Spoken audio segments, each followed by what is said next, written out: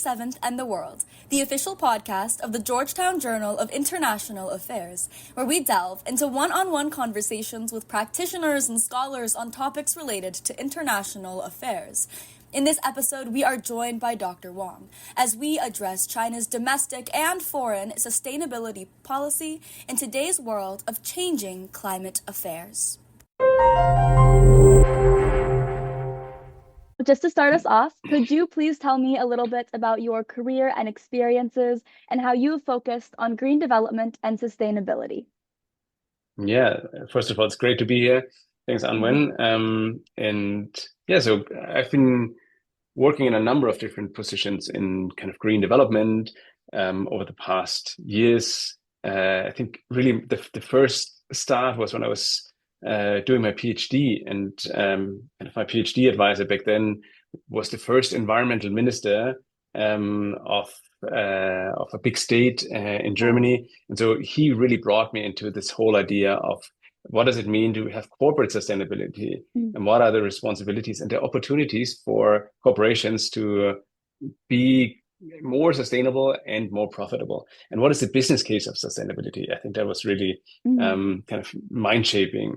And since then, I've been always working in some regards in kind of the sustainable space. So I've done a taxi sharing taxi company, because unlike in the US, in Europe, we have tons of taxis and tons of legal taxis, but I found it very annoying that everybody's just riding by themselves. So how about sharing the taxi? Because everybody's on the airport waiting for a taxi, and everybody's going to the same place, like possibly a fair or a convention center. How about sharing and kind of make connections? So that was kind of the next step that I did. And then in China, I went to China.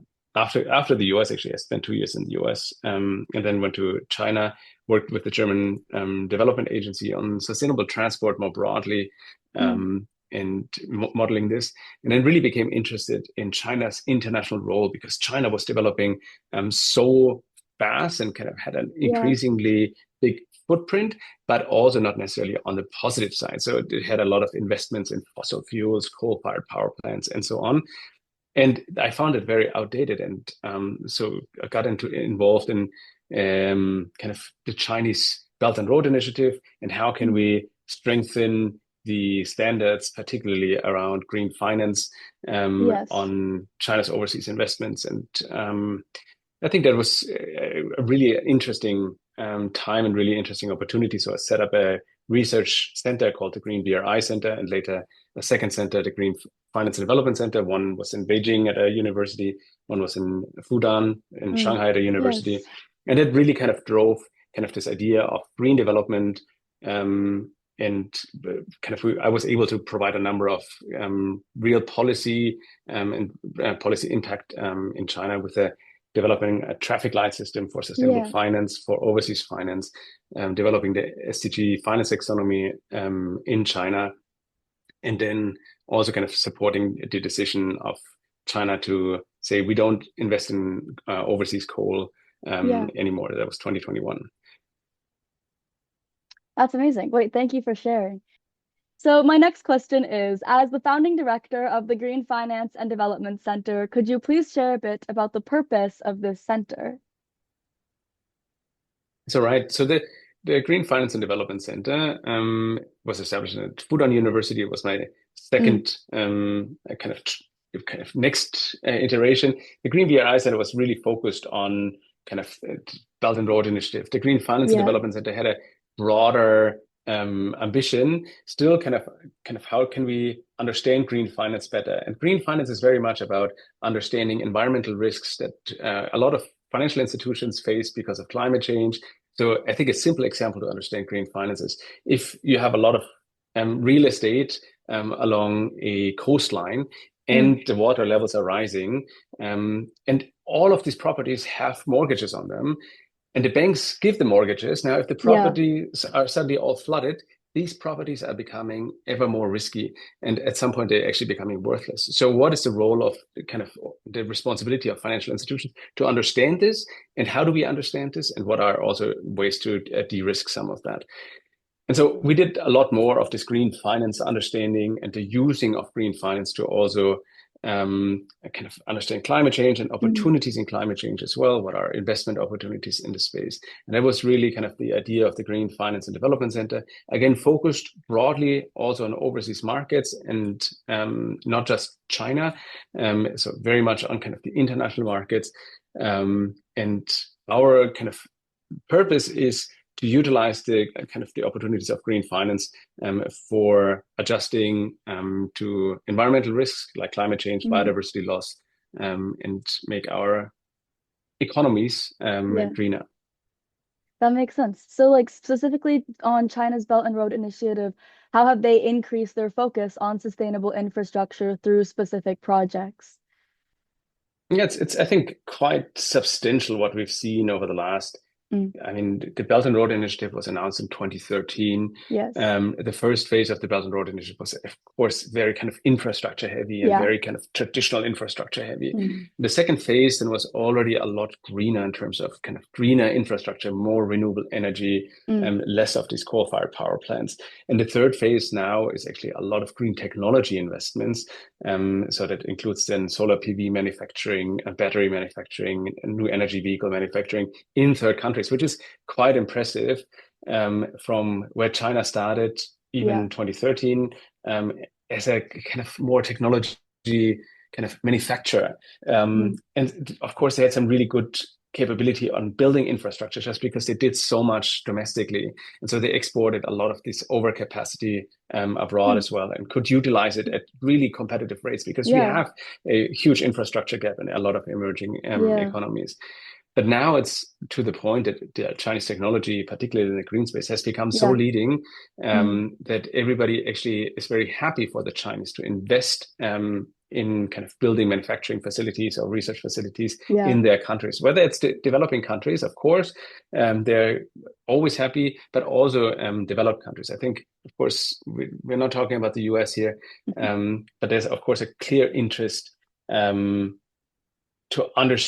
there should be a clear interest to understand the technological challenges that kind of the US currently has and kind of why it is still kind of really doubling down on the fossil fuels rather than on the green energy space, because it seems that they're fearing that the economy is not producing enough jobs in the green space just because the Chinese have become so formidable competitors and really technologically leading that it's more and more difficult for other countries to catch up. But that should be a kind of a goal for how can we ramp up the competition, not how can we drag down into kind of the fossil fuel age again.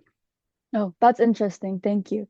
So apart from China's export of green technology and production, looking at their specific decarbonization goals of reaching peak emissions before 2030 and carbon neutrality by 2060, what are some steps that they have been taking in that area? Yeah, so kind of, I mean, it's called the 30-60 goals, as you say, carbon peaking by 2030 and actually climate neutrality by 2060 now. So it's kind of, they even specified, I think, pretty clearly that it's not just carbon emissions, but overall climate emissions. So that includes other greenhouse gases as well. And so the steps that they have been taking is a number of different steps. It's, of course, so number one is mobilizing finance for that, and that's where green finance comes in. They have done a number of very interesting central bank rules to allow financial institutions that hold more green finance to reduce their capital adequacy ratio because of the green finance. So the leverage that the banks can have is higher, so they can lend out more the more green finance they have to a certain extent. The Chinese have provided, I think, very clear guidelines as well in terms of the support structures that they provide for different green technologies. What's really interesting, and I think that's a huge difference to, for example, Europe, they have not picked champions. So the Europeans, for example, provided direct funding for Norvolt or some other battery manufacturers. And kind of as soon as this company goes bankrupt, which happened, all of the funding is gone. The Chinese typically now kind of tried a lot with different kind of support mechanisms to accelerate the green transition. And And so on the supply side, are we providing specific subsidies? On the demand side, are we providing specific subsidies? And both have their drawbacks. So on the supply side, we saw, for example, in the new energy vehicle space, a lot of subsidies for the production of renewable energy vehicles to lower their prices. Now, what happened is that the companies started producing way too much, and then none of these cars were sold. And then it became more as a demand side subsidy. And that has also, by the way, phased out by now, because most of the new energy vehicles are just price competitive. And we saw similar things on the new energy, kind of on the renewable energy generation. And by now, also most of the subsidies are actually phased out, just because the electricity has become quite competitive. And so, but the goal of the subsidies was typically on a technology pathway rather than supporting specific technologies. And that kind of what's really fascinating, and I think it cannot be overstated enough. The entrepreneurship that is happening in China around these technologies is massive. That means there is ruthless competition. If you are not the fastest, if you are not innovating fast enough in the battery space, in the solar PV space, in the NEV space, you're out. And it's really rapid innovation, rapid developments, a lot of entrepreneurship, and kind of I'm challenging almost your listeners how many American CEOs you can name versus how many Chinese CEOs you can name that are just often as good as, of course, the American counterparts in terms of their willingness to put up capital, to take the risk, and to push kind of all of kind of the ecosystem, to think hard, to innovate hard. And this is really not driven by Xi Jinping kind of telling you have to be more empowered, more whatever. It's very much a kind of entrepreneurial system. And that's, by the way, also something that has changed in the Belt and Road Initiative. It became from a state-owned enterprise-driven kind of initiative to a much more private company-driven initiative. The private companies, again, these are kind of entrepreneurs that want to get things done, that have ideas, that kind of want to succeed in a market, in a very, very competitive market. So with these systems and policies in mind, is China moving in the right direction to make progress on their neutrality goals? Yeah, absolutely. So it seems kind of that 2024, 2025 was already a carbon peaking year. So that would be a little bit ahead of schedule. What helped really is kind of this massive expansion of renewable energy. So this year, the renewable energy generation outpaced the kind of new demand for electricity. So there's a lot more demand on electricity, meaning a lot of electrification takes place, for example, through the new energy vehicles. So that takes a lot more electricity from the grid. Now, the renewable energy installations have surpassed the additional energy need. That means the additions of the renewable energy has driven down already the use of coal-fired power plants. Now, coal-fired power plants still make the dominant source of Chinese electricity systems. There's, I think, kind of, we have to understand kind of where we started and where we're going. Yeah. And the dynamic is very clear, kind of that with pretty clear kind of goals as well, that the coal has peaked, that coal is going down, Yes. coal use is going down, and the renewable energy is going up. And that kind of leads into a decline in emissions. And the Chinese have said, I think a couple of weeks ago, 3 weeks ago, the new national determined contribution. So all the countries that are part of the Paris Agreement need to set their national determined contributions. How much carbon emissions and climate emissions do they actually want to decrease? And the Chinese said by 2035 will decrease by 7 to 10%. And I think that's probably very achievable for China. Again, China is by far the largest, currently by far the largest country in terms of greenhouse gas emissions. But the trajectory, I think, is quite good. Again, I think the dynamic is important as well, but the kind of the challenge is quite hard, that China coal use and fossil fuel use so much that its emissions have risen so much. Now the challenge is to get it down again. Yeah. Okay, then that makes sense on that topic. Moving on to the last question that I had prepared for you. Would you be willing to share your experience as a member of the Belt and Road Initiative Green Coalition of the Chinese Ministry of Ecology and Environment? So I think there's a difference between members and whatever that means. So it's kind of I've been kind of working with the Belt and Road Initiative Green Development Coalition since 2019. It is a kind of government-related organization that has provided a number of kind of ambitious goals for trying to put environment considerations into the Belt and Road Initiative. And that has in many ways been, again, quite successful. There has been some landmark developments like the traffic light system.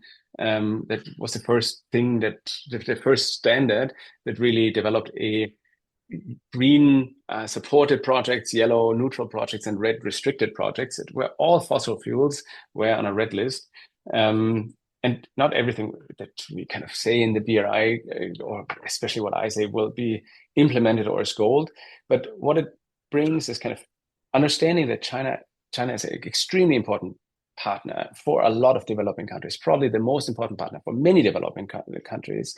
And so being able to work with the Chinese to say kind of how can we include sustainable considerations into your overseas investments? What does it take? And it's not that the Chinese don't want this, but often it's also kind of how do we do it in practice? What are best practices to do that? That was really a great opportunity to work with a lot of different stakeholders from China and international partners on this. So the way the BRIGC, how I've experienced it, is that they are trying to be mostly a convening platform that develops ideas around specific topics that the Chinese see as priorities, but kind of as international partner that I am, I sometimes am invited to give a speech or kind of provide input into a study based on the experiences that I have. And so it is similar to any other organization that would invite you to be kind of providing thought leadership and knowledge. So I'm just a knowledge kind of, I'm a faculty at a university. So my role is very simple. I try to create thought leadership where I can. Much of it will be wrong. Hopefully some of it will be right. That's the kind of academia. We're trying our best to be as close to reality as possible, but of course we'll never achieve reality. And then to provide capacity. And this is, of course, what I'm doing with the BRIGC, but as well with many other partners in emerging countries and, of course, also the West.